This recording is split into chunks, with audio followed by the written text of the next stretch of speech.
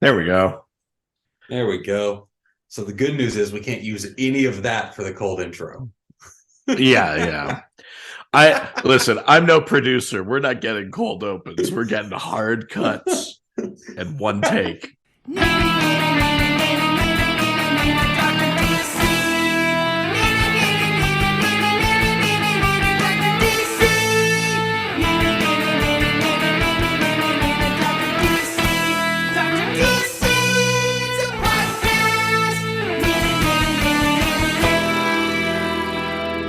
Welcome, residents, to the Dr. DC podcast. Once again, my name is not producer Richard, but across the airways from me is the doctor himself. Each week he Hello. talks about. Oh, sorry, I was. Yeah, No, keep each going. week he I'll talks get about out of the your way. weird. You do it. Yeah, so each week he talks about the weird and wonderful world of DC while fielding questions from listeners like you. And this week I am back helping once again. I am the real Josh Gill. Yeah, Doc, baby. thank you for having me back again. I Thank you for certainly coming back. appreciate it. So last week we have some news that I think we Oh. should. So DC announced an entire slate of kind of 2023 comics and a kind of a revamp of their entire line called The Dawn of DC. Yeah, yeah. I mean the we've seen like the covers for um Dark Crisis 7 and it says like Dawn of the DCU or whatever on it. But they started rolling out a little bit of what that's going to look like. So part of it is, the refresh of the Superman titles. There's a new Doom Patrol book coming. There's a Green Arrow book coming. There are two Green Lantern books coming. And then further down the line, it looks like there's like Shazam, Hawk, the Hawks at some point. Yeah. Yeah. So we've got 10 new series coming out in the first half of the year. We've got the Unstoppable Doom Patrol, which you hit on. We've got kind of expanding the Superman family with Superboy, Man of Tomorrow. This one's going to be following Connor, not John, since Right. John's taking up the mantle of Superman. We've got the two Green Lantern books, one featuring Hal and one featuring John. This Hal Jordan one has me excited. It's written by Mariko Tamaki. And after her run on Detective, I Yeah. am all in on whatever she writes next. I push real hard for her to get like some nods in our Doxners nominations because that Detective Comics run is really strong. Yeah, The Tower was such a great story. I think she's a great writer. Yeah, Yeah. I mean, I'm interested to see her take on Hal. And if you're not a fan of Hal or John, maybe the news is slightly disappointing for you. But I like Hal, so No, for sure. my hope is See, that the other lanterns might show up. They might divvy them up and have them show up either in backups or as supporting characters for either Hal or John. That's kind of my hope there. I'm just assuming that since they're specifying each of these as Green Lantern Hal Jordan and Green Lantern John Stewart, we're just going to get a Green Lantern book, and everybody's just going to know it's featuring the best Green Lantern. Oh, shots fired. Is it Shots Gnort? fired. Yes, it's Gnort Temple. Yeah. It's the new Brave and the Bold. Speaking of Brave and Oh, the Bold, we Brave and the do have a Bold is coming too. Yeah. we do have a Tom King book coming called Batman Brave and the Bold. Tom King, Mitch Gerard back together again. Tom King is also working on a Penguin book, who sees Oswald Cobblepot forced back into organized crime by the U.S. government. Yeah, because at the moment he's dead, or That's failing that right. he's in hiding. Fair. Because he sort of set Batman up to look like he killed him, and that's what's going on in that failsafe arc right now in Batman. Yes. I mean, it's easy to forget that that's what happened because since then we've just had like this unstoppable bat robot. We've seen Zur-En-Arrh. There's been all sorts of other stuff. It's very easy to forget that the arc started with Penguin framing Batman for killing him. Yes. So yeah, that'll be a really fun one to see. And I mean, I'm not gonna lie, that Penguin was not a character that came to mind when we talked about Tom King a couple weeks ago, but Yeah. I think it's going to be a really fun one to see. And I mean, I'm not gonna lie that Penguin was not a character that came to mind when we talked about Tom King a couple weeks ago, but I think it's going to be a really fun one to see. And I mean, I reading this now, I am interested to see what he can do with the Penguin, a character that Yeah, is kind of underrated in a lot of ways, and in the Batman Rogues Gallery, he's not looked at as one of the heavy hitters. So I it'll be think that's interesting to see maybe what Tom King can do with it. there's certainly like a growing fascination with the Penguin. You know, I mean, obviously Penguin got a One Bad Day special. This book is coming. Penguin's, the kickoff of the failsafe arc, but also like Penguin got like his own death metal story, which felt really weird at the time, where you see all these like dark multiverse penguins of all the characters in DC. It seemed very, I mean, it's a well written story. It's tailored very well, but it's weird in the middle of this enormous event to be like, this guy over here, the Penguin, what's he do? What's he up to while like reality's crumbling? Right. I tell you, the book here that I think I'm most looking forward to is this Green Arrow by Joshua Williamson. His run Yeah, on the Flash was great, and Green Arrow is a character that I personally have always really dug, and so I'm excited to see what Joshua Williamson can do with him, especially following where we have Ollie in Dark Crisis. and and I liked Ollie as kind of like the one of the leaders of the league, and at least the financier. I like the role that Ollie had been taking on before death metal, between that and checkmate and stuff like that. I hope that continues a bit. Yeah, I like Williamson. It might be nice to see him scale it back from the event continuity stuff to like an actual series about just like a group of characters. Yeah. Well, speaking of everything from events to just groups of characters, this week we're talking about Geoff Johns. We are. And We are. I love this title, Geoff Johns in the Seven Corners of DC lore. I mean, that's very fitting for Geoff Johns. I mean, he is Mr. DC if we're gonna put that title onto someone. He was a creator at DC for a very long time. He was the chief creative officer there. He still works on TV and movie sides of things. But I have a long-standing gag on the show, obviously, where I make fun of Geoff Johns for the way to revamp any franchise is to make 7 of something. But I was thinking about it, and I actually think I could distill John's career to 7 key things as well. So I'm gonna throw it out at the top. We'll go through the questions, and then at the end we can revisit it and see how it feels.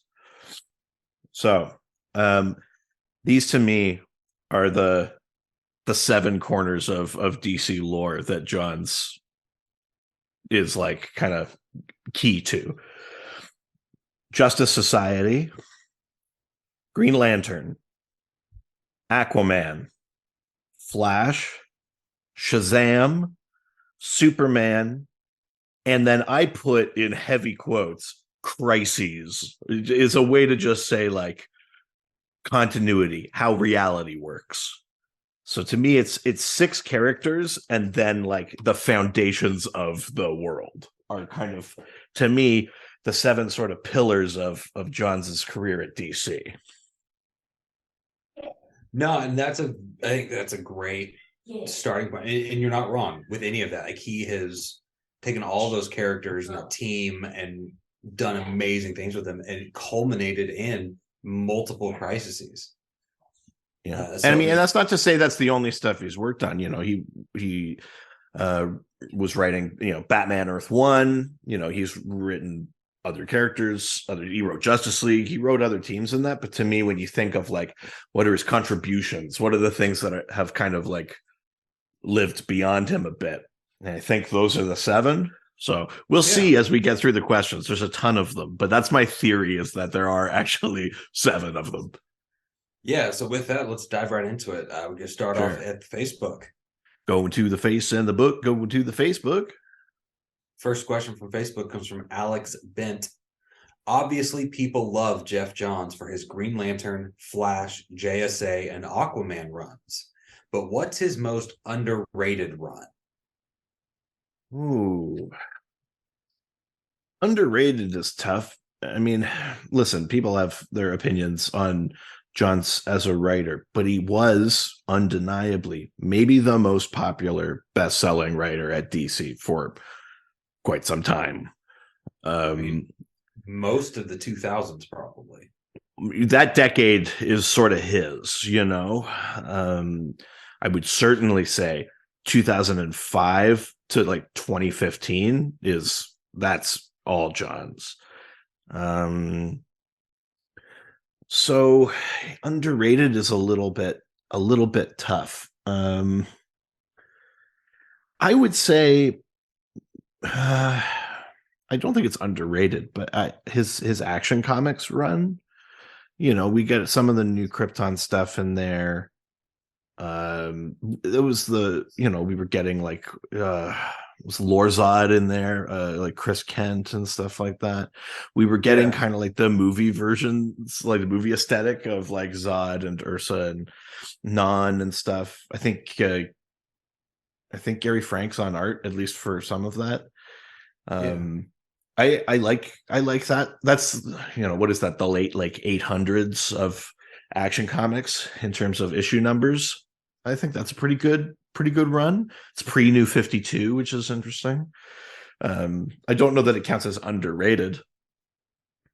No, the Doomsday Clock comes to mind, and I don't know that it's underrated for the writing or the story. I think it caught a bad rap because of the delays it hit when it was coming out. So it kind of got unfairly Yeah, shit on, and he took well, I maybe mean, some the flack for that. the delays hurt it in terms of just like general goodwill and things like that. But I think it also hurt it in terms of how relevant it was to DC. Like, I think if that book had come out faster and more regularly, its continuity impacts would have been a little more succinct. And I think every delay pushed it. And then I suspect that led to further delays, as it was like, it's technically in continuity, but we really just gotta make it live on its own because it's so far behind that like we can't tie into events and stuff like that. Okay. Wild card, the Larfleeze Christmas special. That's a great book. That's a good book. I That is a I like that great one. book. We did that for the end of Darkness several years ago now. We did cover the Larfleeze Christmas special, which is very fun. Obviously his Green Lantern contributions in general, you can't call them underrated. That's the thing people think of first, I think. No. But that specific book is a lot of fun. Yeah. Although it does also mark, like it's very emblematic of that shift in Larfleeze, because when you first meet Larfleeze, he's terrifying. He's a monster. He's a force so powerful the Guardians like made a deal with it. They bargained with it.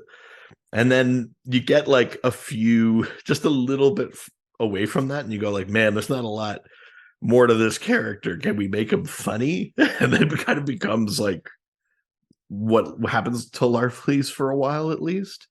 Is sort of just making him funny, silly. Yeah. All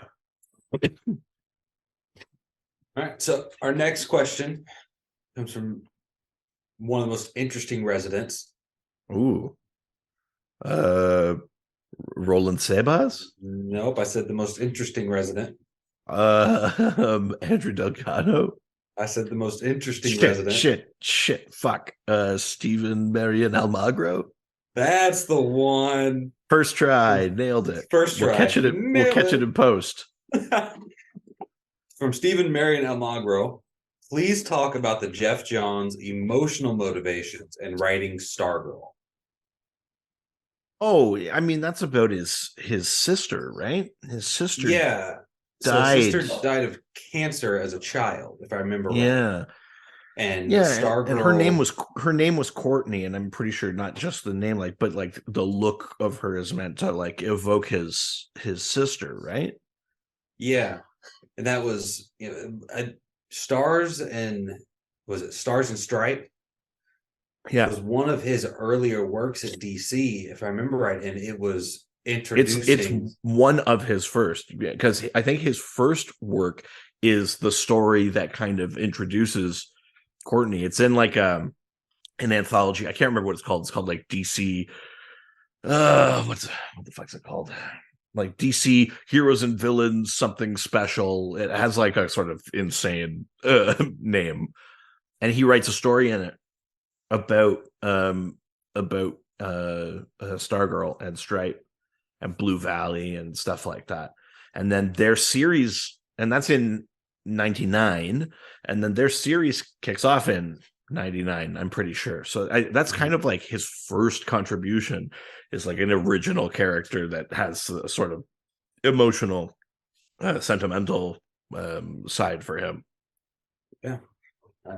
And I know, so I have stayed current on the Stargirl series, and it's one of, like, that first season is one of the most fun superhero shows I've seen ever. It's great. And then season 2 took a very different turn, but was still just solid all the way through. And season 3 is doing its own thing again. And Geoff Johns has been instrumental in this show the entire way, and it's because of that emotional connection to Stargirl and his sister. And I think that Yeah. comes through in, the show's writing and the character portrayal and just the care that they take with it. Yeah, yeah. And I mean, I think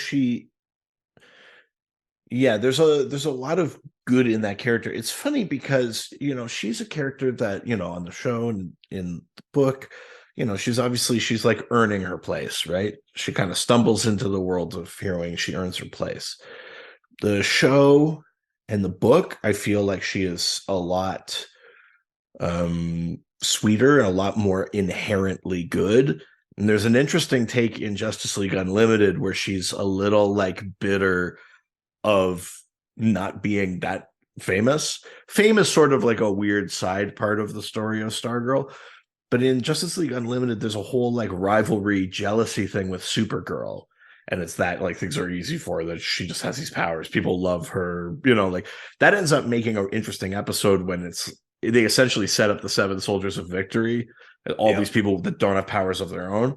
But it is an interesting take when you compare it to what the Stargirl show does and largely what the comics do.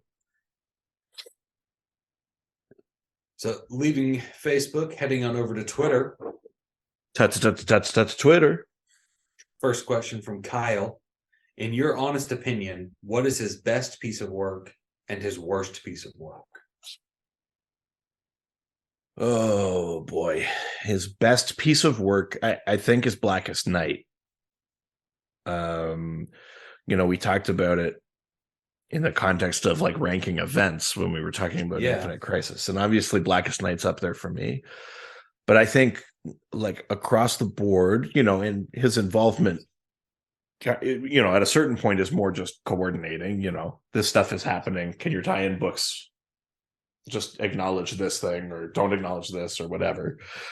But I think Blackest Night as an event is like supremely well executed. I love the idea of I also don't know how much credit to give Johns for some of this stuff, but I love the idea of like resurrecting old titles to give them like another issue as tie-ins and stuff like that. I think the event itself is great. It's such a culmination of all of that Green Lantern work. Yeah, I mean, for me, it's. I don't want to be too broad and just say it's the Green Lantern stuff, because I mean it is, but right. But I think specifically Blackest Night is up there, and then I might say is Justice Society run after that, actually. Yeah, so I was leaning, part of the Justice Society run, the Lightning Saga was one of the ones that came to mind. And even as a Barry fan, the Lightning Saga and what it did for Wally, it stands as one of the best Flash centric runs I've ever read. And it was great. Sure. Yeah, I mean, truly, he's worked on some of the biggest stuff from that decade, you know. Um, so it can be kind of hard to pin down what the best one is. There's a lot of really, really good stuff in there. I'm trying to think of like what's another one you'd want to highlight. I mean, his I mean, Aquaman Batman run in Earth the new One. 50, Batman Earth One for sure. His Aquaman run in the new 52 is good and obviously did a ton for the character, but I don't know that I would hold it up against what he did with Flash and Green Lantern and the JSA. I might, people are going to come at me for this. I might throw Doomsday Clock in there. You know, like I would agree with that. Doomsday Clock is a very good book. Whether or not it's as meaningful as he wants it to be, that's a debate for a different time. But as a book unto itself, I think it's extremely, extremely well done. Now, there's all these kind of taboo subjects about like sequelizing Watchmen or even just like fully ripping off the style of Watchmen, you know, the panel layout and the aesthetic and stuff like that. But you know, the way that story progresses, the way it centralizes Superman, the way it's ultimately about, you know, the importance of Superman past affecting the future. You know, it's also doing that thing that Johns is great at, which is these little like, and here's why that weird publishing thing happened, giving it like an in-universe motivation. He's very good at that, and Doomsday Clock does a great job of it, frankly. Yeah, I'd throw that up there too, actually. Interestingly. I absolutely agree with that. And I mean, you should go back and listen to episode or issue 342 when we talked about, like you said, we talked about the events, we talked about Blackest Night, we talked about Doomsday Clock, and just how great both of those are. And I mean, I think it was just kind of coincidental that both of those are in our top 2 or 3 events, and they're both written by Geoff Johns. Yeah, and you know, and here's the thing. I think Geoff Johns is a guy that just he got the number of a sort of a generation of readership, and he kind of like he can get his hooks in. You know, I'm a sucker for the approach Johns takes to things. That's not to say I don't tire of some of the more tropey elements of it, but I do generally enjoy his style of writing and stuff like that. Okay, so what would you hold up? Do we want to tackle the second part of this question? Is this worst piece of work? Because I have an answer that comes to mind, and it's not even his run on Shazam, his recent run on Shazam. And it's not even that it's bad, it's that I feel that it's unfinished.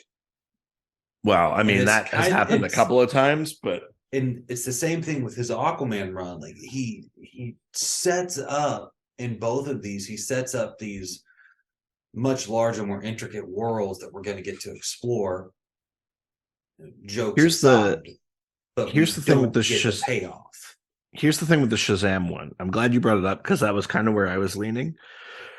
His big contribution to Green Lantern is the emotional spectrum, right? We have green. We know Sinestro uses yellow, but we're a little clearer about what yellow means.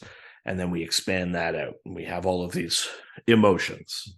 That makes a lot of sense. His contribution to, you know, Aquaman has a lot of like the sort of hidden history of Atlantis, different artifacts, different tribes of Atlanteans, different, you know, nations and stuff like that. And I think that all works very well. The thing that bugged me about the Shazam run is not just that it was 7 of something, felt very like transparent, kind of like cookie cutter. Like he was like, well, if I'm doing Shazam, I better have 7 magic lands. But to me, it actually it felt like it wasn't making the world of Shazam bigger.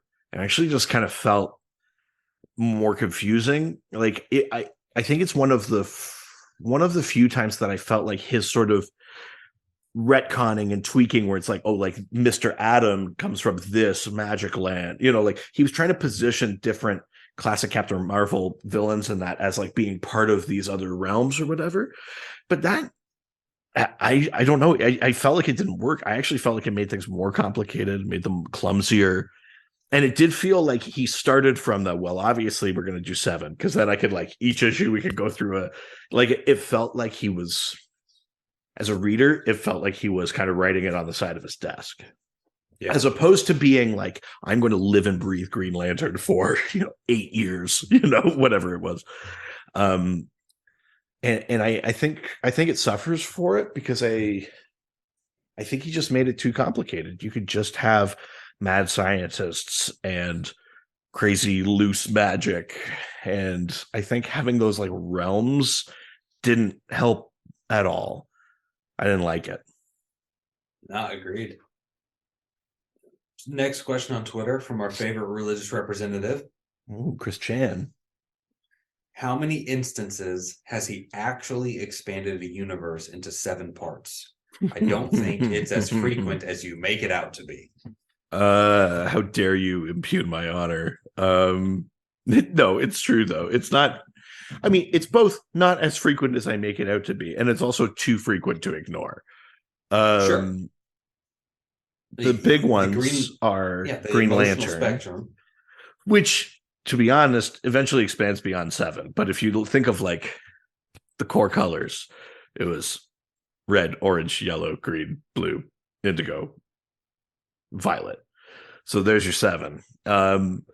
That actually feels very natural because that's just Roy G. Biv. That's the thing we all learned. But it does feel like it unlocked something in his head. And it's interesting because that's just Roy G. Biv. He goes over to Aquaman and he keeps implying this thing about the 7 seas. And you go, well, that's a phrase that exists already. He didn't make that up. It totally makes sense to use it for Aquaman. It is, interesting. If you're like a numerologist, I'm sure you see 7s everywhere in society. There's a reason that multiple things have 7s in them. If I'm not mistaken, though, were there not 7 artifacts, Atlantean artifacts, split between Aquaman and the others, which was his team? He briefly, they had their own series even during the New 52. It included like Vostok X had the helmet. There was Man of War had these like manacles. And each thing had a different ability. There was Kahina the Seer. There was, someone could teleport. Someone could, live without eating or breathing. Someone could, like they each had things they could do. I'm going to look it up because I feel like there were, excuse me. I feel like there were 7 pieces to that. Aquaman and the others. Let's have a little look here. Here we go. So you've got Aquaman, Prisoner of War, the Operative. It was a team, 6 members with Aquaman. So yes, 7. Yeah, it is. Yeah, Aquaman, Prisoner of War, the Operative, Sky, Alchezi, Yawara, Vostok X, Kahina the Seer. And so they all had relics of Atlantis, and Aquaman's trident was retconned to be one of those. So technically Aquaman actually gets the 7 thing twice. And then Shazam, the big thing was the 7 magic lands. I'm going to throw something out there, though. This is a wild swing, and wild of me to attribute it to Johns because it wasn't him. But 7 is like increasingly significant in DC. And when you get to the Snyder Jimenez run of Justice League, and they're going up against the Legion of Doom, we start talking about the 7 like energies of creation, and we start blowing that out to include the emotional spectrum is 1, the Speed Force is 1, the Sphere of the Gods is 1. There's a few, there's 7, and then they have counter energies that the Legion of Doom is trying to harness. So those ones you can't technically attribute to Johns, but by my count, he has 4 instances of contributing a significant 7 to the mythology of 3 characters. So in 3 characters, he did it 4 times.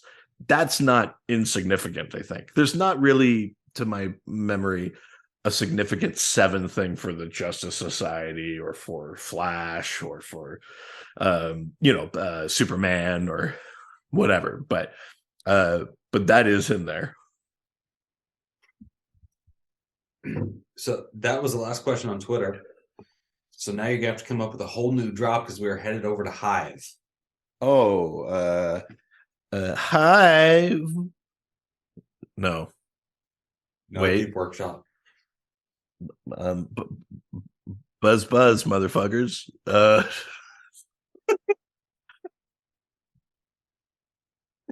think that's good. I don't take notes, so we'll just leave it there. Yeah. Well, buzzing in from Multi Sanchez. What would you say is his most important contribution to DC? I mean, it's got to be the emotional spectrum. I think so. I think it'd be hard to argue otherwise. There's other stuff that's cool in that, but the emotional spectrum's got to be it. It's the thing that's probably stuck around the most of his contributions. It's lived beyond him the most, I would say. Although obviously, in the last few years, there's been sort of like a shift away from dealing with the emotional spectrum, but no one has like undone it. It's still out there. We're just kind of refocused a little bit. But yeah, I mean, it's got to be that. And that Green Lantern story, like that's years worth of canon across multiple titles and stuff like that. What are your thoughts on the emotional spectrum? Because I think in general, I think people like the concept, but it's not airtight. No, I think it's a lot of fun. I think it's a lot of fun to explore it. I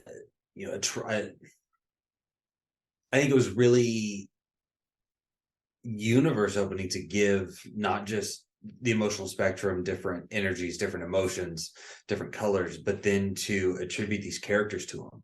Like, yeah, I mean, we kind of knew who Sinestro was before that and the yellow thing, but didn't really know what it was, just that the green was weak to it, but then exploring more of the fear aspect of it, and then introducing the Red Lanterns with Atrocitus and cracking open that can of lore. I mean, that was really cool. We talked about that a couple weeks ago, like that Red Lantern series in the New 52, and really exploring the blood magic and the history of Atrocitus. We learn about Saint Walker and the Blue Lanterns. I don't know.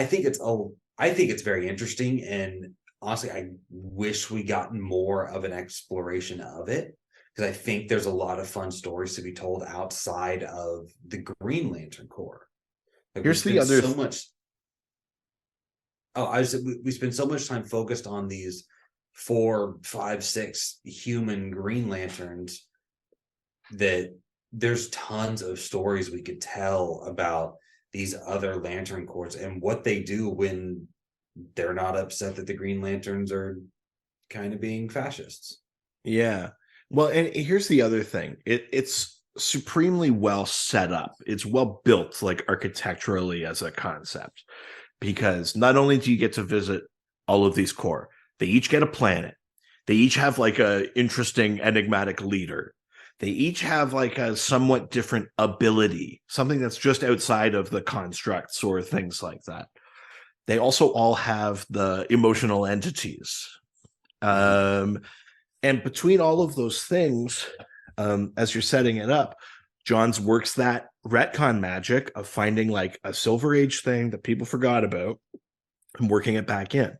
The Predator, which was like Carol Ferris's it was like a dude, but it was also like an alter ego thing that was like obsessed with Carol Ferris. That became morphed into and got retconned as having been the emotional entity of the Star Sapphire Corps of love. The Five Inversions are like a Silver Age thing, I'm pretty sure, and they get brought in and made part of Atrocitus's story. The Vega sector that famously the Green Lanterns can't patrol, that becomes the home of, we go to Okara, a planet that we've seen before with Starfire and Blackfire and stuff like that, and we go there for this new corner of and a new explanation for why the Green Lanterns would like allow this lawless sector where the Spider Guild and the Citadel are and stuff like that. Having all of those elements in there, it's sort of masterfully pulled off. You get to tick off like, where are they? What's their ability? Who's the main person? Like, it's that kind of lore thing that people like to tick off, like the baseball card kind of stats of things or whatever. And that can feel really like plotting, I think, in other cases. But in this one, it felt like a whole new worlds, for Green Lantern. I think you were so excited to see these new things and explore these new quarters. And it was unknown to the characters too. They were discovering it as we were discovering it. And so I feel like it didn't feel like, in Pokemon where they're like, hey, here's a new Pokemon and this is what they look like and here's what they could do or whatever. It did such a great job of like giving us just enough outline and just enough like structure around it, and then opening it wide up for anybody to come in afterwards and explore areas of it even more and build onto it. One of the things that keeps coming into mind is there was a run that had Kyle Rayner going around and learning about the different emotional spectrums.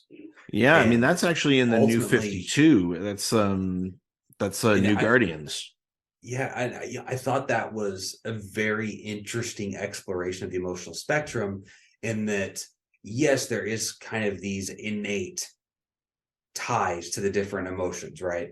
You have people that are more innately tied to the green. You have people that are more innately tied to the red, the yellow, the orange. And we see that a little bit in Blackest Night when each of the core deputize an Earthling or somebody from Earth, right?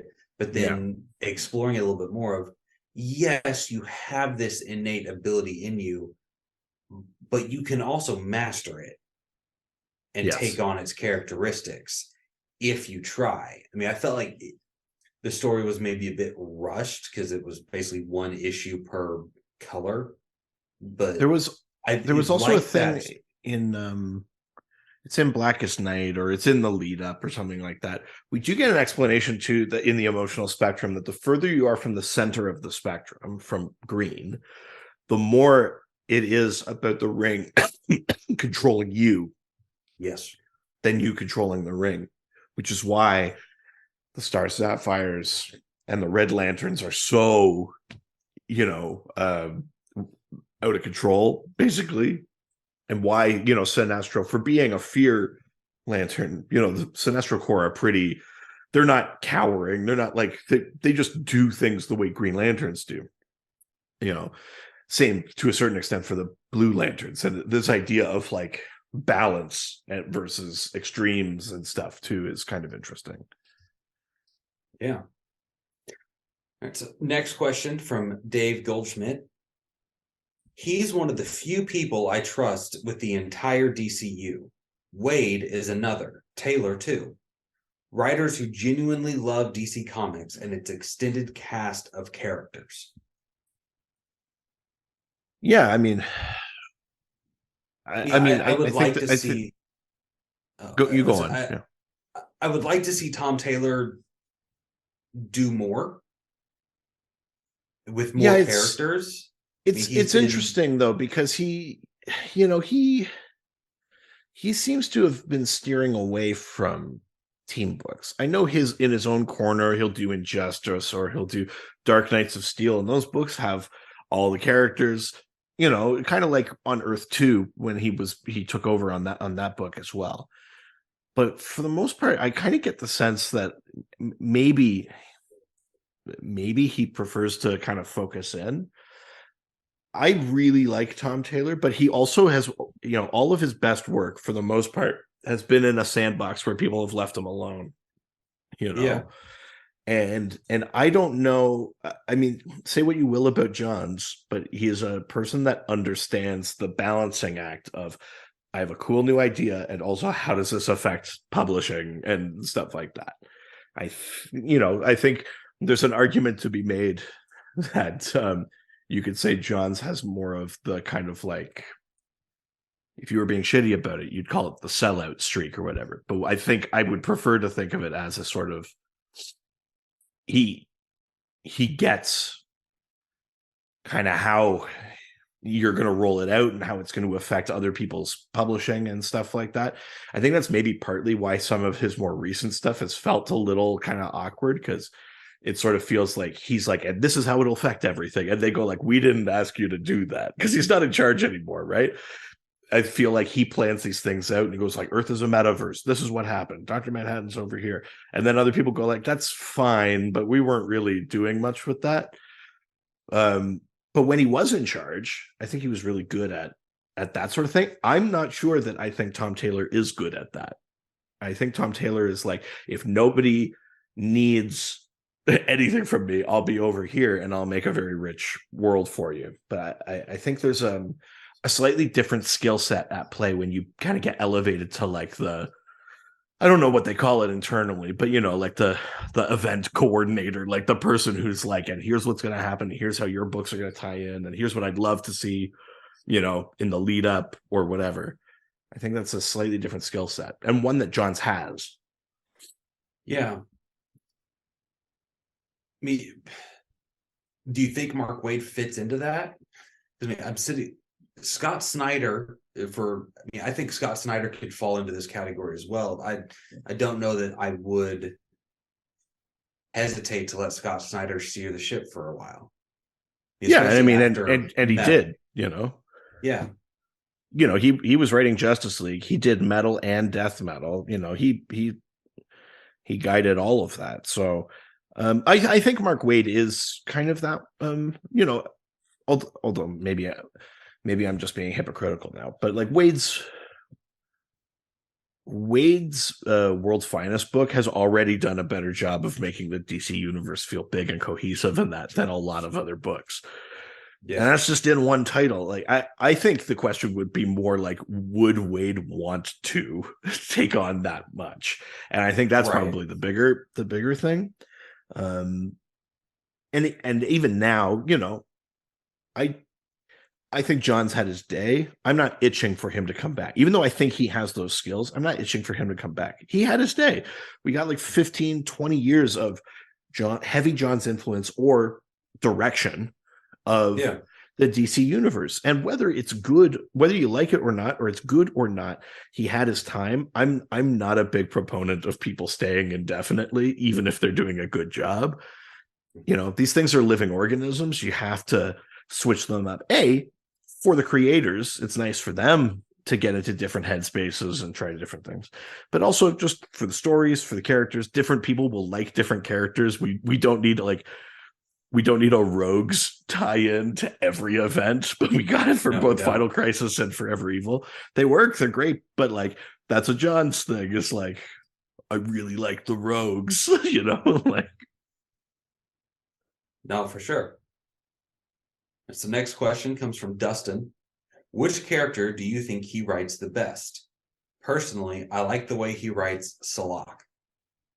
Man, what a specific character. Salak, or Salak, however you pronounce it, the Green Lantern guy with the kind of lumpy head and many arms. He's kind of like the Green Lantern's Oracle or Cyborg or Martian Manhunter. Well, he's one who's running point back at headquarters. He's usually on Oa or wherever headquarters is, because it moves. He's on Mogo or whatever, and he's usually there, and he's usually relatively in charge. Maybe not like in the sense of like being like a general or a commander on the field, but he's in charge as like an administrator, and there's like a way to do things, and he's the one keeping an eye on everything. And that's a hyper specific pull. I guess for me it would be Snart. Speaking of the rogues, it'd be Leonard Snart. I think he really captures the voice of a sort of like, I don't ask for much. I just want to hit up banks. You know, I just want the simple crook life. A guy with like a sort of personal code of honor and things like that. I think he does a very good job with the rogues in general, but I would say specifically Captain Cold. I gotta go Sinestro. Just the way that he evolved and explored Sinestro. What's your favorite kind of like John's Sinestro moment? Do you have one? Not really. Like, I don't know that I have one that stands out more than another. Just, we got this huge evolution of Sinestro from just kind of a general villain to Green Lantern. He was mixed in there with like, Dr. Polaris. You had a host of Earthbound villains. Oh yeah, you get Hector Hammond and Sonar That and was the a Shark God. and Yeah, and Carol Ferris was kind of a villain through all of this, but then like John took over and we expand the Yellow Lantern Corps and what they mean, what they're capable of, what they represent in tandem or in opposite of the Green Lantern Corps. And Sinestro's the face of that, and just that growth of him as a character and as a villain, and kind of exploring that. Yes, he's a villain, but his motivations aren't necessarily villainistic. Like, he's got yeah, some good. I know what you mean. Yeah, It's that Magneto thing, right? Like he or Black Adam for conduct. Like they ultimately he's looking out for his people and wants his people to be safe. It's just the means that he goes about doing it's questionable. yeah. I mean, I really like the moment in Blackest Night where he thinks he can take the white energy and be the Yeah. White Lantern because he's the greatest Lantern ever, but he gets in his own way. It's also those are the kind of moments I like when like Lex Luthor gets them or something too, where it's like finally my moment, and their long term character flaw is the thing that undoes them anyway. I like that one too. Yeah, yeah. Yeah. For me, I think it's Leonard Snart, but yeah, good question. Yeah. Next question from JK. This might be a hard question considering just how much Johns has done, but is there a character or part of DC that you would like to see Johns tackle?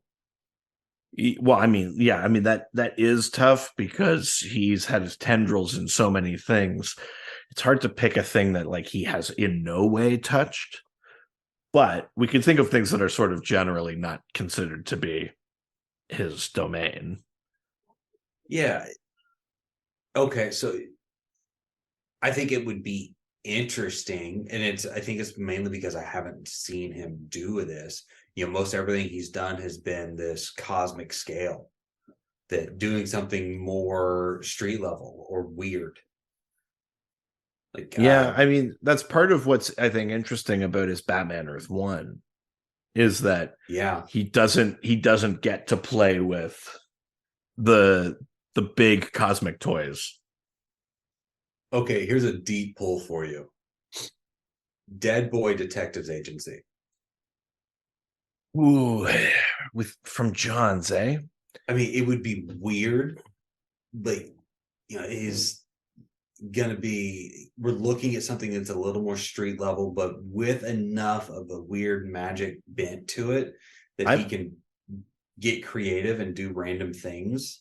I'm going to say something that's going to sound like an insult, but that's not how I mean it because all of the different ways of doing, comic creation are important.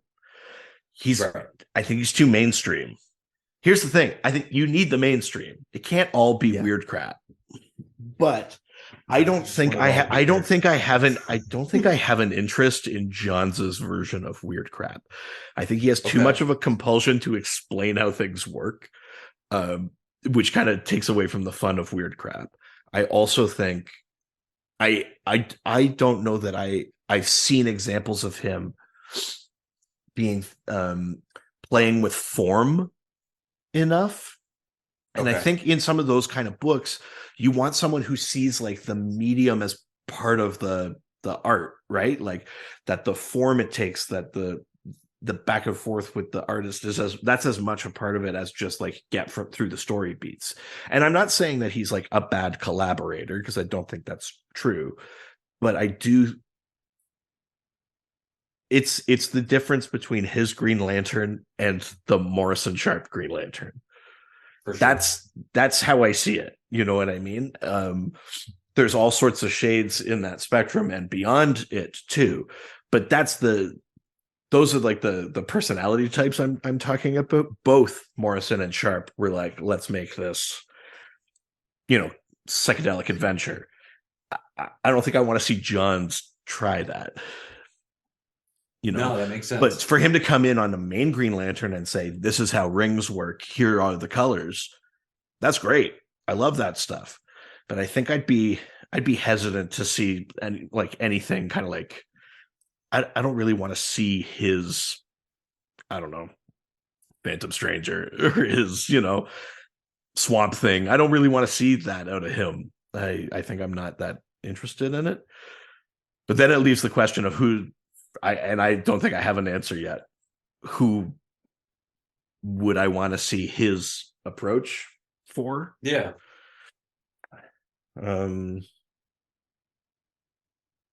Oh, that's a tricky one. We look at the Green Lantern and exploring the Green Lantern universe. We talked about exploring Aquaman's world and history. He really helped expand the Flash's mythos and the lore behind it. Is there a character out there that you would be interested to learn more about, what makes them tick, or the universe Right. behind them, or the history behind them in that mainstream form? Like, we're looking at, he's giving us the skeleton of it. I think it's Martian Manhunter. Okay.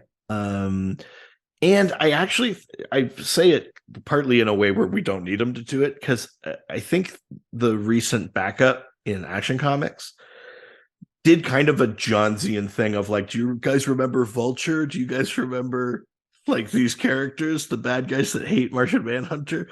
Like the sort of thing he would do anyway. But like the Orlando Rosmo series, and then the series before that, where he was split into like 4 composite pieces. Yeah, that one is still relatively I wouldn't call it experimental by any stretch, but I think it's still like weirder than Johns is.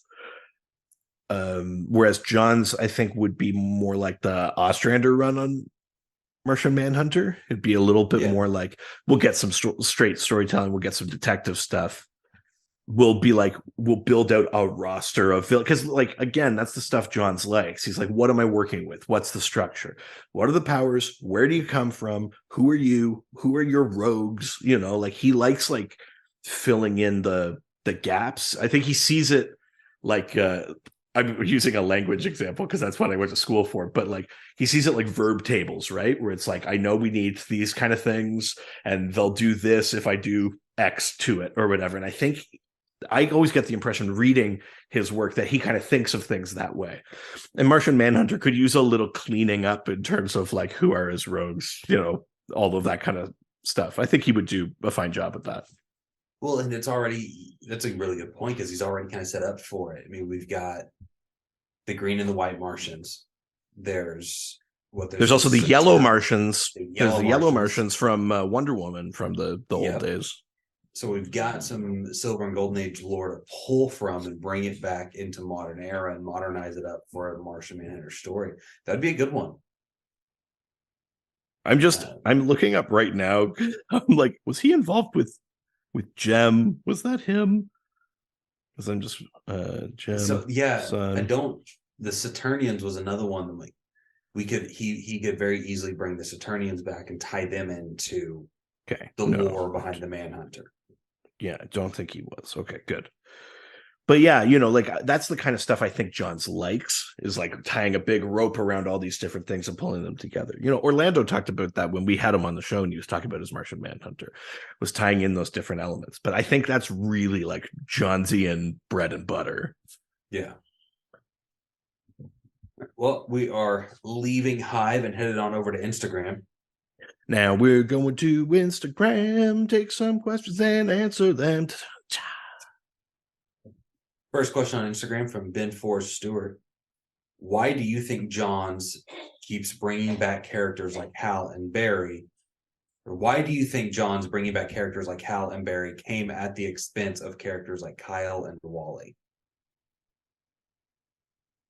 I don't know that I have a concrete theory on that beyond he prefers Hal and Barry. Like, he's clearly a fan, Those are clearly the characters he cared about and grew up on or with or whatever, Yeah. And I think he just brought them back. I don't know that it's necessarily a hate or disdain for other characters, because I mean, truly, I actually think if you look at the Johns run, there's a concerted effort to keep, Guy and Kyle and that around. Wally less so, but there is like an expansion of the Flash family under Johns. You get the Quicks, you get Max Mercury, you get all, like it's at Wally's expense because now Barry is back and is like the lead of the book, but he is like building out a family. I do think that then you hit that New 52 wall, and then obviously kind of all hell breaks loose.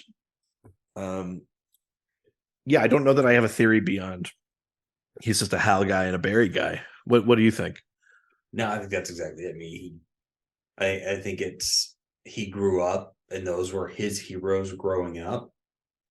And so when he gets the opportunity to do his thing with them, he's going to bring them back.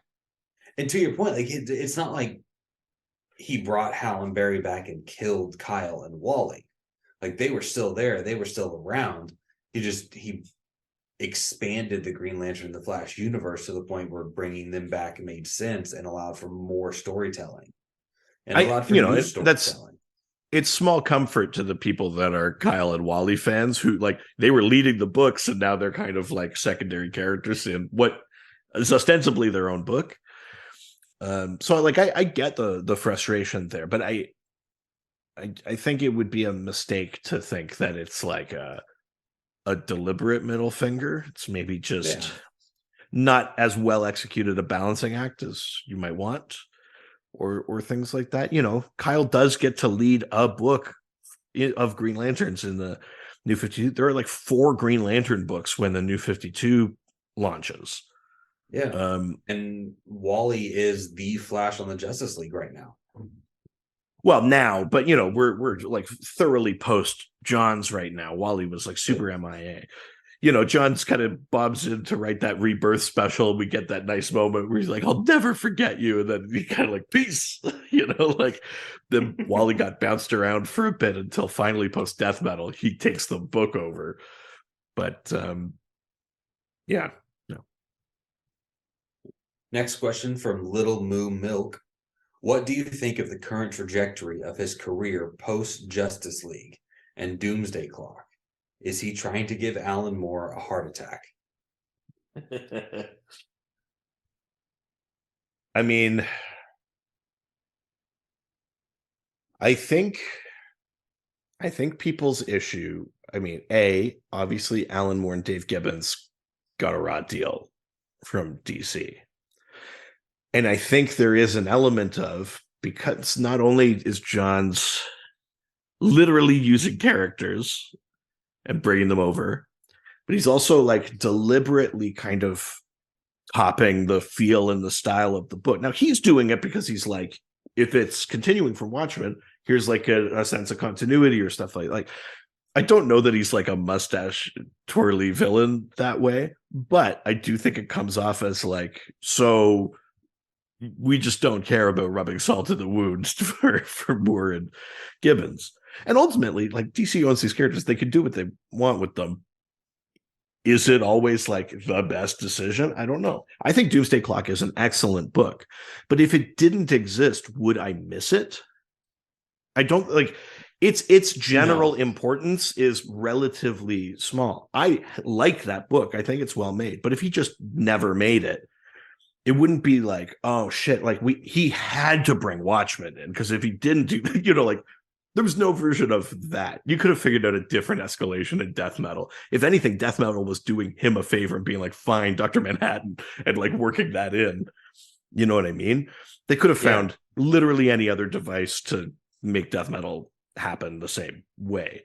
So, there's a sort of sense of like, how needful is it to go back to that well? And I don't like using the word like ruin, because I don't think you can. Watchmen still exists. It doesn't matter what came after it.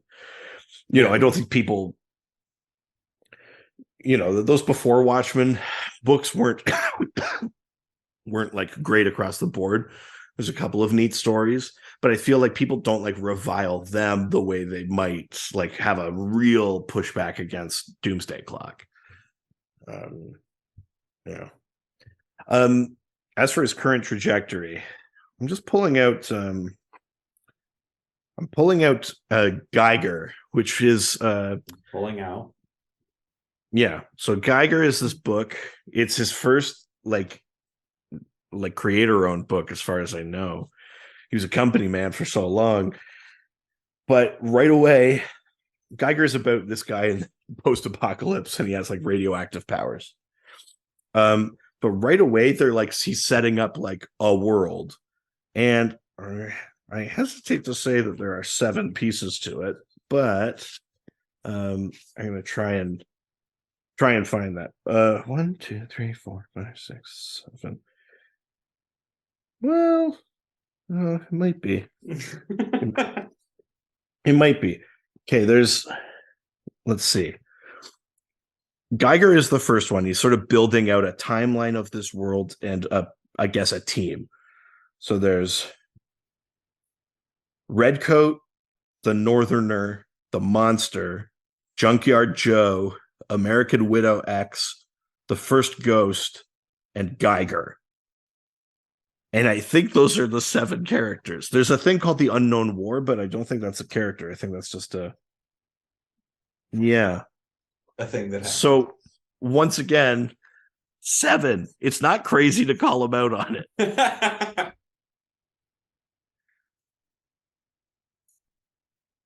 Well, I mean, it'll be fun to see what he does doing something creator owned like that, away from the superhero, away from an established character, to see what direction he takes. I think those are always very interesting moves to watch people who have been mired in superherodom for so long. See what they have brewing. I think the problem is it's the timing, it's the delays. He does TV stuff. He's busy with other stuff. I have that Geiger collection. I've had that for almost a year, and I don't know when any of the other pieces are coming out. I don't know when volume 2 of Geiger comes out. You know what I mean? Like, yeah, it's kind of hard to build a world if you're putting out like 6 issues a year. You know what I mean? Like, for sure. I mean, and I know there for a while he was, trying to, I don't know if he was trying to position himself or fans were trying to position him as DC's answer to Kevin Feige. And so I know that was a big part of like what he was doing, was focusing on the TV and the movie side of the company, which and I think there was maybe an instinct for that. He was the chief creative officer of the comics branch. And there might have been that instinct there, but yeah, I don't know that he's the right person for that. I think Johns' record on TV and movies is spotty. There are some high points and there are some real low points, and it's really hard to pin down whether the high points are him or the low points are him. It's hard to see whether or not he's like a liability or an asset from project to project. You suspect he's an asset on Stargirl. Right. That's my guess. But like on Wonder Woman, you know what I mean? Like, obviously there's a lot of controversy about Johns and Ray Fisher and Justice League. We actually got a question about that, but I pushed it to Docmus because I can't this week. So, next question on Instagram from Liam K. Willis. Where does Geoff Johns rank in the pantheon of DC creators? So we're going to give a definitive ranking of DC creators and where Geoff Johns sits in that, right? I mean, creators in general or just writers? Creators. Oh man, I mean it's so like comparing apples and oranges. Yeah. I think there was a time when I probably would have said Geoff Johns is my favorite writer, or Right. top two, because I've always been a Morrison junkie. Can't get two different writers than that. Nope. I don't. I still look back at the best of Johns very fondly. I think for writers, he might still crack my top five just on like volume of significant contribution of stuff I like. JSA, Green Lantern, Flash, Aquaman, and New 52 Justice League generally. I like Forever Evil. I liked Dark Side War. I like Flashpoint, for what it is and stuff like that. Yeah. I love Infinite Crisis. When I named those things, I go like, I really like Johns' stuff. I think he'd have to be top five writers for me. But do I think he's the best writer? No, but that's kind of more on like the emotion of like how I feel about his work. I think I could easily name like 10 better writers in terms of the craft of writing that could like knock him down a peg, but I like his stuff. It just gets at a thing that I enjoy in superhero comics. So Yeah, no, I don't know that I can argue that point at all. I mean, he was so foundational to the comics that were influential in my journey that him not being up at the top just doesn't make sense. Like he was, the first handful of books and I ever read, first handful of stories and arcs I ever read were his stuff. yeah. And so he, for better or for worse, shaped the DC universe in my head. Yeah. Yeah. It's interesting though, because for all of his work in that, it did feel like DC always kind of like they would always sort of like defer to Morrison. Like Johns would be like, and it's the new 52, and then they'd be like, well, we need someone to make a map. They'd be like, Grant? Like it felt like they never actually handed that shit to Johns, which is kind of funny. No, you're right. It is. I mean, it's like Johns can handle some things, and Morrison is good at. It's almost like you need somebody who's just kind of insane to take that 30,000-foot view and map out something that can't be mapped out. And Yeah, give structure to something that doesn't. To give it like an easy entry. I think when I say that he's mainstream, what I mean is that he's accessible.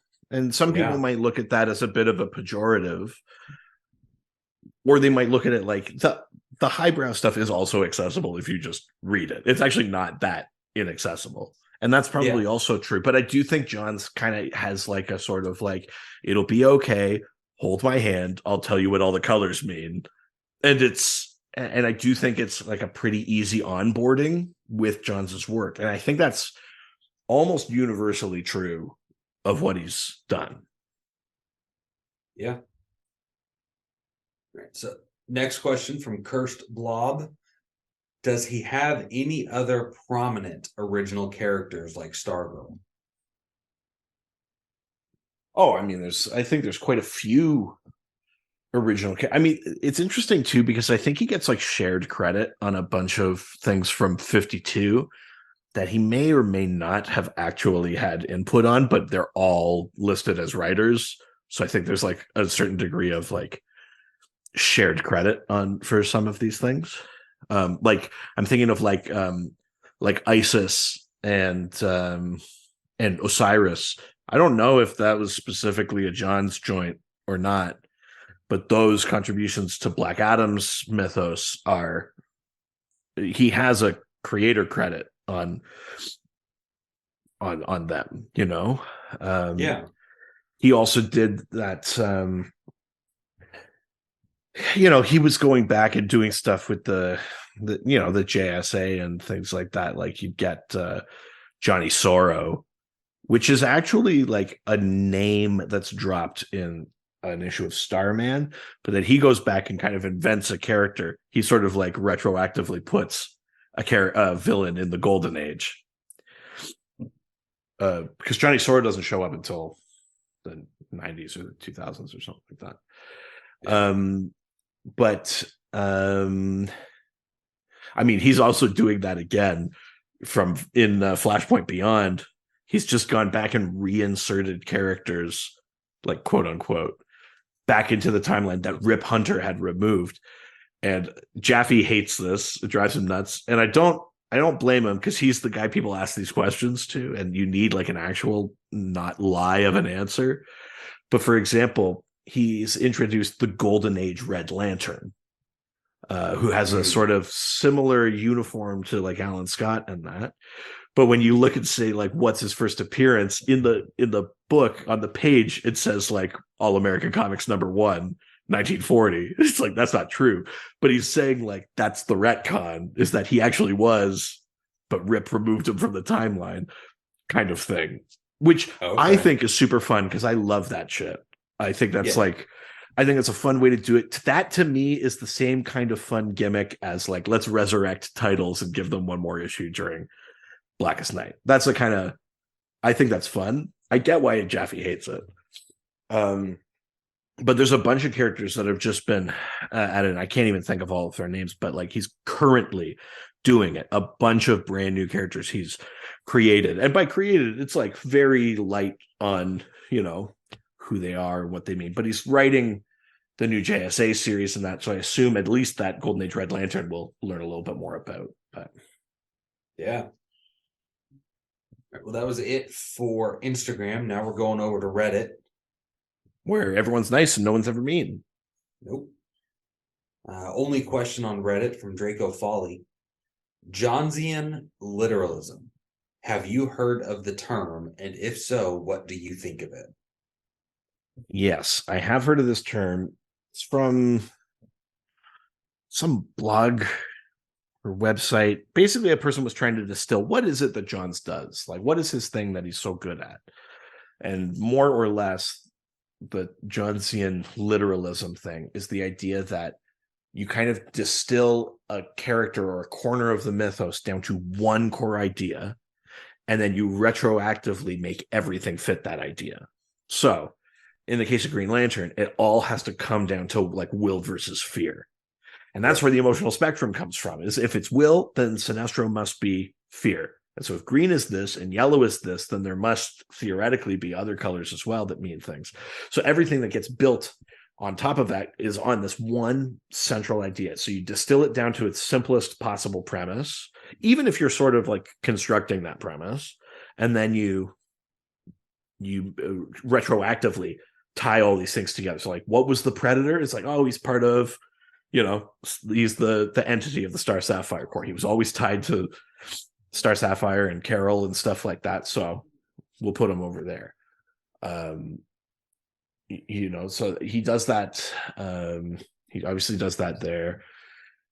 I don't know. I don't know that I've thought necessarily about what the core element is that he's distilled in each of the things that he's done. But that's the idea of that theory. I think you could probably Google it. You could probably seek it out. I'm sure someone has put a lot more thought into it, but essentially the idea is, you take a whole corner of mythos that's been built over decades and decades. And so it's a little bit sprawling. It's not necessarily cohesive. You give it one focal point and then you make everything funnel to that. And that's why you have retcons. Like, why bother retconning? And it's to make everything serve this like thematic goal, a real like pinpoint kind of like a theme focus, basically, is the idea. Yeah. I'll be honest, I had not heard of it until I looked it up just now just to see what it was about, and that's exactly it. Like I think the literalism word comes from like, so if you're doing that with Green Lantern, just because it's the easiest one to do it with, if it's will and fear and yellow is fear, then the thing that they had just called the yellow impurity or whatever for years becomes like, no, like fear is like literally in the heart. Like, we literally put Parallax in the battery. He was the impurity. Fear was in the heart of will. It like undermined, like, you're really being relatively heavy-handed with the theme, but it does kind of help take these weird concepts and then give them like a very specific direction. And everything has to come back to that, or it's not worth putting in the story, at least not while you're setting up what the rules are. Yeah. Right, so we are leaving Reddit and heading on over to the Dockscord. Oh shit. Docs.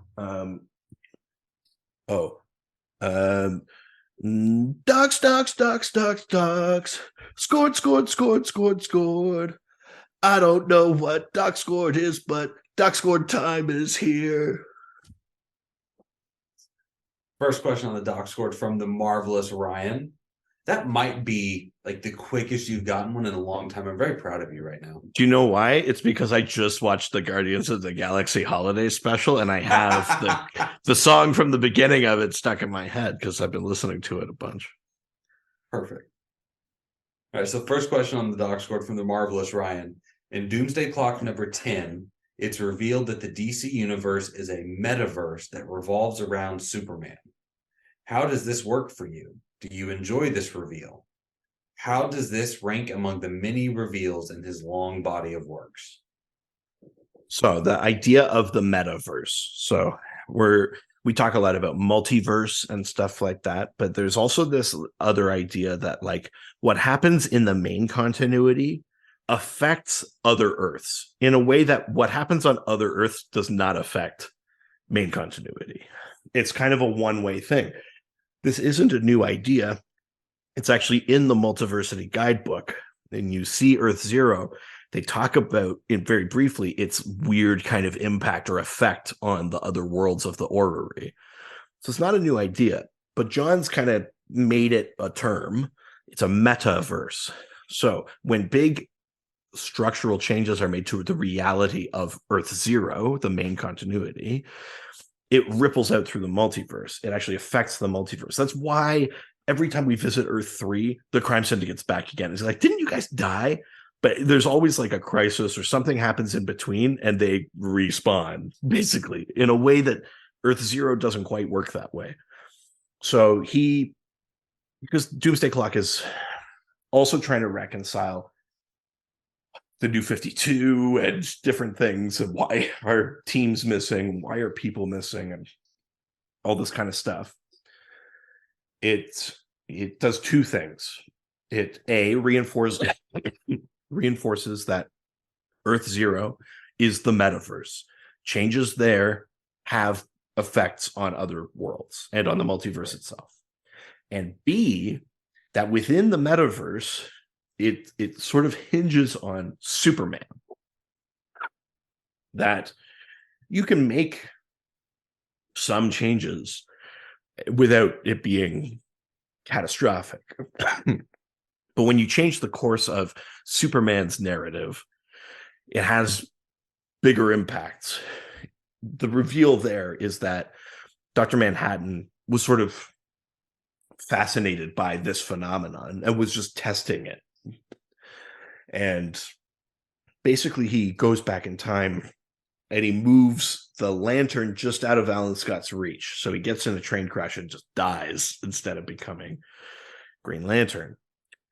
And that in itself, is a pretty significant change, because then the Justice Society doesn't form. But where it becomes a problem is that then they aren't around to have inspired Clark to have started superheroing as a boy. Right. because it's the Silver Age. Superboy was young Clark. And basically, since Crisis, more or less, with little retcons or tips or whatever, that wasn't true. He became Superman later. He didn't have boyhood adventures. Again, more or less. Um, and so removing the Justice Society affects Superman, and then that has big impacts. And also, because he wasn't on adventures as a boy, it's Superboy that inspires the Legion of Superheroes, not Superman. So if Superboy doesn't exist, the Legion doesn't exist. So now you've got past and future hinging on what kind of life Superman has. Obviously, the Superman thing's a little causal with the past, but essentially the idea is if Superman doesn't do this, then these are the big impacts. I like it as an idea. I think it's also an understood thing. I don't feel like Johns was like making something new there. I don't think he was like inventing out of nowhere that the main continuity of DC has an outsized impact on the multiverse. I think he was just acknowledging that and giving it a name and kind of giving it a little space to live, and a little bit of you see a little bit of the clockwork of it. I think is the idea. I like it. I think it works. Yeah. No, I agree. I mean, I think it is. It makes a lot of sense to have Superman being one of the first superheroes ever, and DC hinging on Superman as kind of the central character, turning all of DC into something that kind of orbits around him. It works in a very weird way. Next question from Only Just Dan Dunn. Please talk about Johns' New 52 run on Aquaman. Should he have taken the same fresh start approach with his New 52 Lantern books? Right. So this is sort of referencing that when the New 52 happened and they were like, you could just hop on, they're all brand new number ones. It's a new continuity. Both Batman and Green Lantern kind of were like, it's a new continuity, but like we're going to pick up right where we left off and keep going. Aquaman is an easier jump on than those other ones. It's not quite as egregious, but I wouldn't say that it's like a total fresh start thing.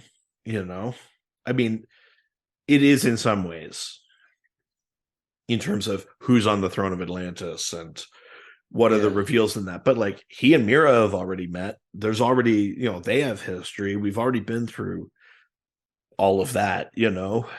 It's not a total fresh start sort of scenario, but it does work. You get to, I think part of the problem with the New 52, and it came from a good place, they wanted people to jump in and learn things as they were happening. I think that's a great impulse. But then you get this weird thing where it's like, you got people that have been reading a really long time. You want them to like double back again to like meet people for the first time. And sometimes that's fun, but it's like, you have to balance those things. And I think what the Aquaman book pulls off well is you are introduced to characters that the characters themselves know, but you're being introduced to them in a sort of new context. They don't go like, Orm, who's Orm? Like there's no like, you're my brother. He already knows that he's his brother, but we're just getting introduced to like, how are we meeting him in this timeline? Right. And that I think is a strong point. And then the other strong point is building it on the relationship of Arthur and Mira works really well. It is not an Arthur book. It's about them, at least for the first little bit. I think that is extremely strong. It's a little self-referential. It obviously makes references to the fact that Aquaman is seen as a joke. It makes him super cool, displays his strength, his durability, his sort of kingliness, but also his humility, all sorts of stuff. I think it does a good job of balancing a lot of those things. But fundamentally, it's a book where he's not by himself meeting people for the first time. And also, when you are meeting people, he already knows them. We're just getting the context, the new context of the new continuity. I think that's very strong. Yeah. So next question comes from Mullen Overlord. In his unending quest to reset the big characters of the DC universe back to the versions he remembers from his childhood, has Geoff himself become Superboy Prime? Ooh. Oh, interesting. I think he's slightly less malicious about it. But there's it's not an outrageous comparison in some ways. There is a sort of like, I want to bring Hal back. It's why it's like, because he's like the Green Lantern. You know what I mean? Like, that's sort of the subtext of Gill Rebirth is like, but Hal is like the Green, you know what I mean? And same thing with the Flash, where it's like, yeah, you're a Flash, but like he's the Flash. Is sort of like, that's the subtext of those things a little bit. I mean, I suppose, strictly speaking, that is somewhat of a Superboy Prime thing, which is like, there's a way this is supposed to be. It's the way I like it. I do think there's levels of maliciousness difference between them, but it is interesting to think of it that way. That Superboy Prime obviously is taken to an extreme. But his initial feeling of, but this is wrong, you're actually still meant to be on his side in Infinite Crisis when that's happening. It's not until he's like, why won't you listen? And he kills Panther by accident. He goes like, oh, I didn't mean it. And then he kind of snaps. But up until that point, you're meant to kind of be on his side. If not about like building a new multiverse, just understanding where he comes from. So it is kind of funny to put it out there that maybe John sees a bit of himself in Superboy Prime, or vice versa. Oh, for sure. Yeah, it's definitely a version of the DC universe. It's not his version of it. Next question comes from Butt Fart Butt. Okay. Have the events of Doomsday Clock been absorbed into the current continuity yet? I mean, yes, in that Dr. Manhattan has been to our world. His effects on the timeline have been undone. The Justice Society and the Legion are back. We've seen them. The Justice Society has shown up in Dark Crisis. Mm-hmm. Alan Scott's part of the totality. Like that stuff's happened. We don't have a ton of references to like some of the specific things in Doomsday Clock, like the metahuman arms race, how every country was building their own super team. We haven't really talked a ton about like going to Mars or things like that outside of like in the Crisis things where they're referencing, and then this happened and now we have a Dr. Manhattan body and we'll put the Batman Who Laughs brain in there. There's yes, they are part of it. I think Flashpoint Beyond is a somewhat continuation of that as well. But they're not necessarily like referenced a ton, and it's not like every single thing that happened in Doomsday Clock is being like utilized or whatever. Broad strokes, yes, it happened. It is part of continuity. But the specifics, like nobody has said like, hey, remember when we thought Firestorm killed a bunch of people in Russia? No one said that, it hasn't come up. Granted, we haven't seen Firestorm a ton, but it's not like those, like the moments are standing out particularly. Okay, so is there a moment or something from Doomsday Clock that hasn't been absorbed or that hasn't been explicitly absorbed that you would like to see? I did kind of like the idea of Black Adam stepping up and saying like Kahndaq is like a safe place for metahumans. Felt like a logical extension of what was it called? Black Rain, that like JSA Black Adam story that the movie is like loosely inspired by. I liked that idea that he's like any metahumans being persecuted or whatever, you come to Kahndaq, You assume that there's terms with that. It's like you serve contact now or whatever. But I liked that for Black Adam, and who knows, maybe there's a way to reconcile that with his sort of trajectory as having joined the Justice League and only kind of half-heartedly maybe having the hope and the inspiration needed to be part of the league. Maybe he has a more pragmatic, practical, slightly less aspirational way to help, but it's just, I have a country and you are safe here, Yeah. All right. Last question from Ensign Ricky. I've seen Johns described as both an overhyped edgelord and a herald of more pure heroes from a more pure time. Which rings more true for you? I mean, if I'm being honest, I don't really get an edgelord sense from him. I think I can maybe guess the piece, Superboy Prime was certainly like potentially kind of angled that way. But I think in general, I don't feel that way. I think more than that dichotomy, I think it's more about like, is he a good writer or is he just handing you the thing that you like to see? And then there's a bigger question of like, maybe that is what good writing is, there's a few kind of layers to it. Cause like the thing we said already, you can tell he's a Hal and Barry like fan. That's why he brought them back. He grew up with them. Yeah. They're clearly his GL and Flash. But then, you get like the Flash fact moment, like stuff like that, like in Blackest Night when they're fighting Black Lantern, Martian Manhunter. And Flash fact, we get like that kind of stuff and their repartee, and it's like I know the kind of comics that he read, like I can feel it in those moments. And so tonally, I do think I get more of the like, it might not be right to say pure heroes from purer age, but I am transported to the things he was reading. I know precisely the stuff he would have liked. You know what I mean? I think that's pretty obvious. No, and you just said something that reminded me of Hot One's interview with Ed Sheeran that was a year or two ago. And he was asked, what it is about pop music. And he goes, and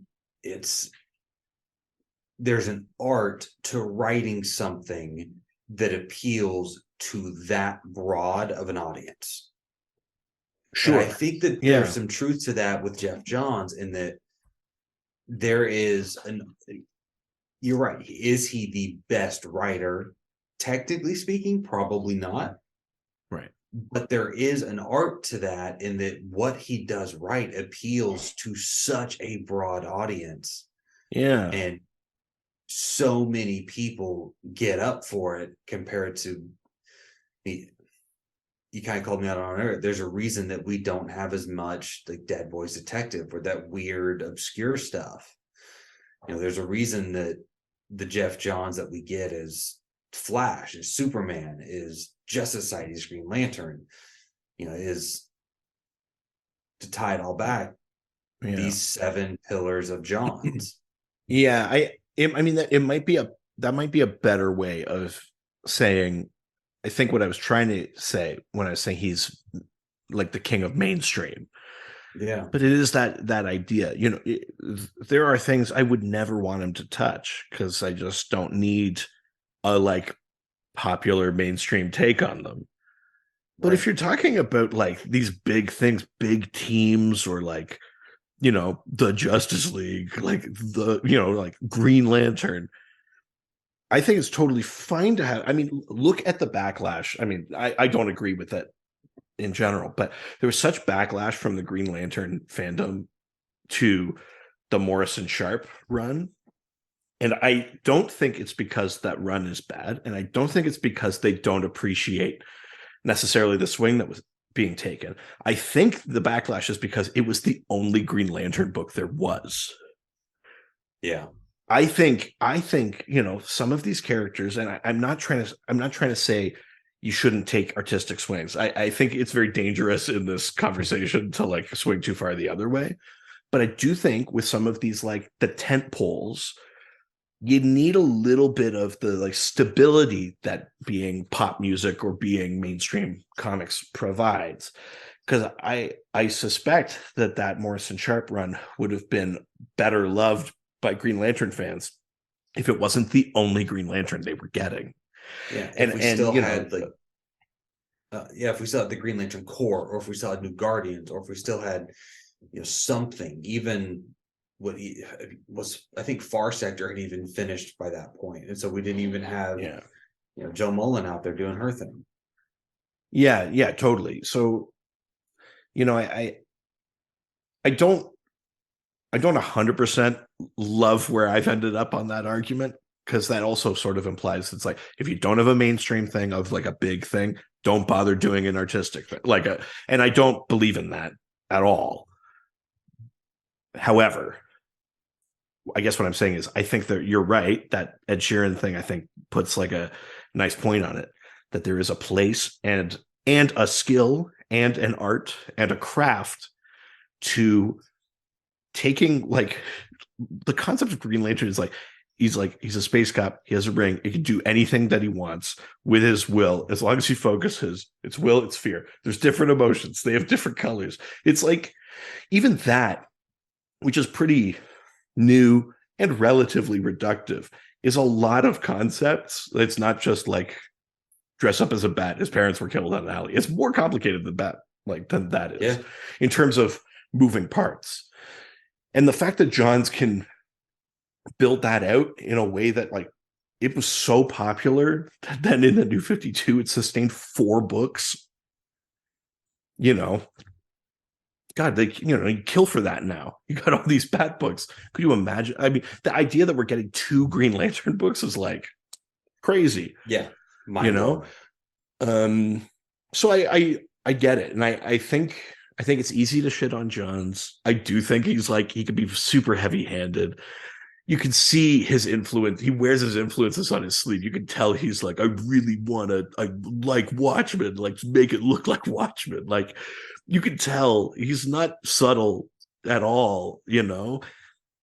But that being said, I do think he has a sort of like supernatural ability to take all of these sort of stray thoughts or things that have been forgotten or lost in continuity, and he gives them new meaning because he's able to distill a corner of the lore to like a fundamental principle, and then he can tie everything back to it. And that is a pretty impressive skill, and he demonstrated it so many times in a row, so consistently for so many years, that whether or not he puts anything good out anymore, he's sort of undeniable in terms of his impact. Yeah. So revisiting your 7 pillars from the beginning, right? Do you think that Johns can be distilled down to those 7, those 6 characters, 1 or 5 characters, 1 team, and crises?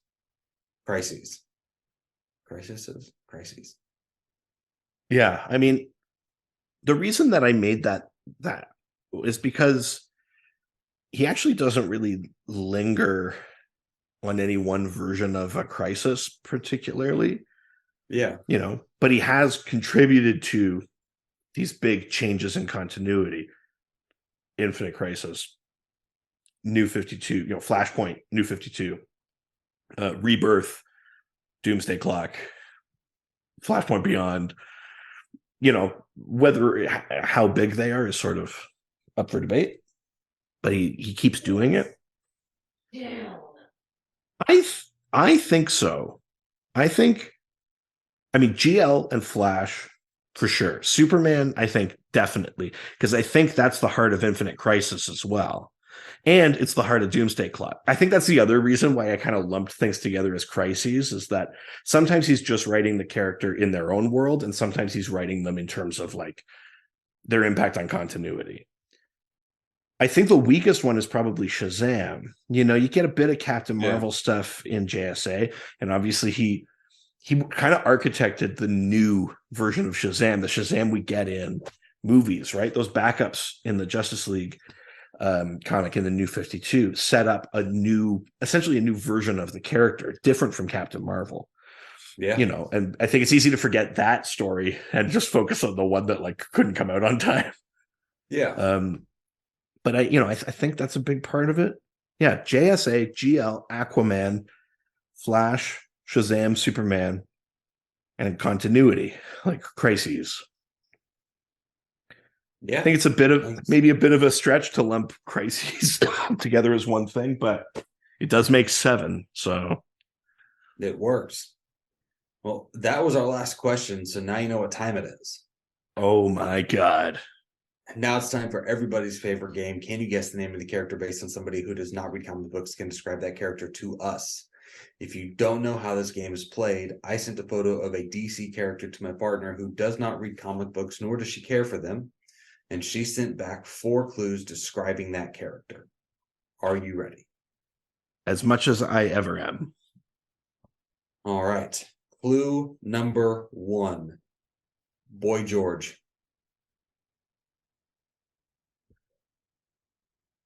Boy George. Mad Hatter. Clarion.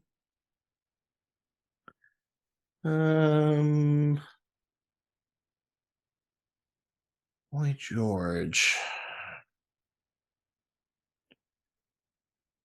It's not one of the dead boy detectives, is it?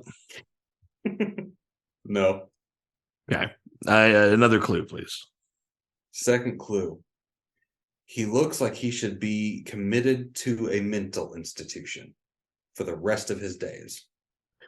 Well, I mean that could be anyone.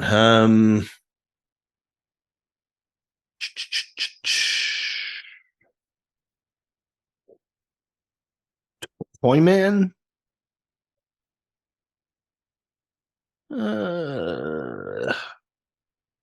No. Do you know what? Next clue. Next clue. Looks like his costume was designed, costume and accessories were designed by Victoria's Secret.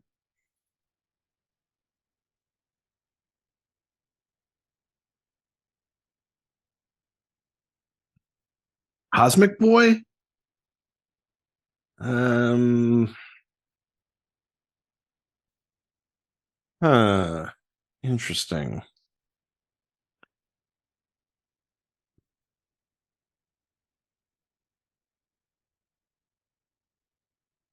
Last clue. Last clue. Started his own gay biker club after he was kicked out of the Hells Angels. Oh.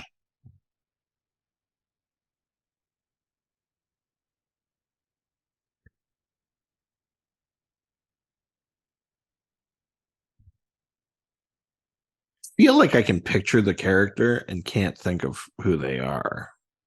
Like I can picture what they look like, but not. Um. Boy, oh boy. Master Jailer.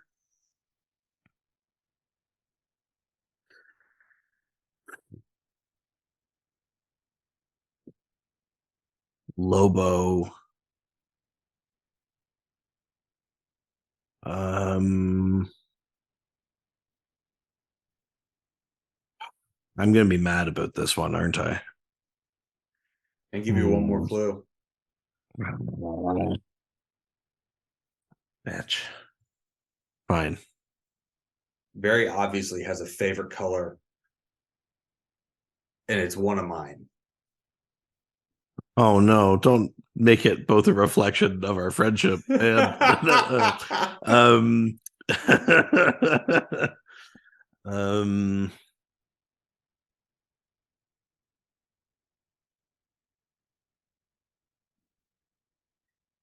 God, is it a new god? Is it like oh, you are so cold. son of a bitch. God damn it. It's not the key. or fuck, I don't know. God damn it. Or no. It's not like Necron or Mm-mm. I don't know. Shit. Fucking flamingo. God damn it. Son of a bitch. The fucking flamingo. Shit. Yeah, Well, I was a little too far from it in terms of what I was picturing. I think I was picturing more skin showing than what that yeah. image is, and I got too far Well, away from it. Yeah, damn it. yeah. Good clues though, Victor- actually. Victoria's Secret and their whole pink line of clothing. Oh, Yeah. Yeah, I don't know. It's not like you're married or anything. Come on now. and all it's good for is lining the floor. So, ladies. Well, residents, did you guess flamingo before the doc did? Why don't you chime in and tell us, or reach out to us with questions for Docmas Yeah, coming yeah. up? Next week's regular episode is one that we already have questions for, but we still need questions for Docmas. So yeah, you can send those in. They can be about anything. There's no theme for the questions. I think we finally settled on what we're doing for Docmas. I think it's going to be I think it's going to be coffee. I think we're going to have like more and more caffeine as the record goes on. So basically the opposite of most Docmases. No, it's gonna be terrible. Yeah, it's gonna be rough. I've been over caffeinated recently, and it was not a good time. I don't love it, but we'll see how it goes. Yeah. So you can send in questions for Docmas. You can send in questions for Lord of the Rings, a mini series Yeah. coming out between Docmas and New Year's, in which the Doc and Richard will tackle any and all questions around Lord of the Rings, the Lord of the Rings movies, books, Hobbit movies, books, the Silmarillion. I can't pronounce it, so I'm going to defer to you at this point. Silmarillion. That's it. That's the one. That's the ticket. The Rings of Power TV show on Amazon. Anything and everything Tolkien. Send those questions in. Yeah, baby. And you can send those questions into our Twitter, At Dr. DC. Instagram, Dr. DC podcast. Hive, At Dr. DC. Reddit, R/ Dr. underscore DC. our Facebook. Dr. DC podcast. You can send us an email with your questions. Yeah, Dr. DC podcast at gmail.com. Or, we've talked about it before. Every year we love getting voicemails for Docmas. You can give us a call, leave us a voicemail, call us at. Yeah, 208-917-3238. It's 208-917-DCEU. If you're nasty. If you're nasty. Also, do you want more content? Every week, every Friday, we put out a bonus episode on our Patreon. We got multiple levels. We got a $1, $5, and $7 level. Yeah, Over baby. our Patreon. Doc mentioned it off the top. We got the Doxners going on right now. Completely fan driven. That's right. Voting. We talk about there's categories around the podcast, there's categories around comics, movies, TVs, video games. Everything from the past year that you, the fans, get to vote on. Yeah, and the votes right now are up on Twitter and Reddit and on the Discord, which is our fun Discord fan community that you get access to at any level on the Patreon. So patreon.com/DrDC. Yes. And if you can't get enough of the DC content, the comics content, we have a whole other podcast. That's Ghostfacers. right. Ghostfacers is a Supernatural rewatch. We go through every single episode of the CW's Supernatural. We talk about real world monster lore, behind the scenes stuff about the show. We thirst over the hot dudes and ladies, mostly the dudes. We're partway through season 6 right now. Season 6 of 15. We'll be doing this for several more years. But yeah, go check that out. All right. Well, that does it for this week's episode. Guys, we thank you so much for tuning in. And until next week, Doc, till next time. Ciao, ciao. Adios.